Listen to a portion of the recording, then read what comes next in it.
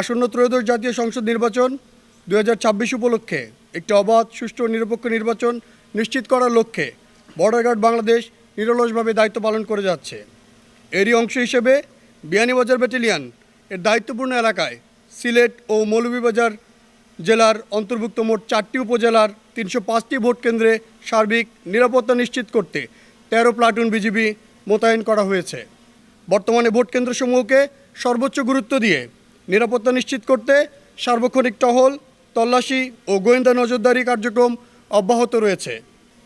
নির্বাচনী দায়িত্ব কার্যকর ও সুসংগঠিতভাবে পরিচালনার জন্য সংশ্লিষ্ট এলাকায় 4টি অস্থায়ী বেস ক্যাম্প স্থাপন করা হয়েছে, যেখান থেকে বিজিবি সদস্যরা স্থায়ী ফোর্স হিসেবে সার্বক্ষণিক দায়িত্ব পালন করছে।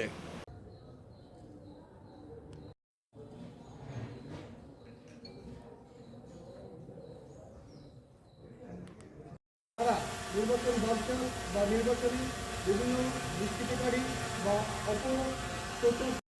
সবাইকে আমাদের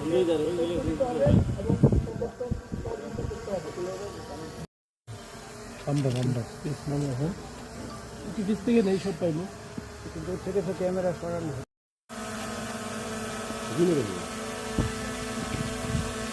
হলো।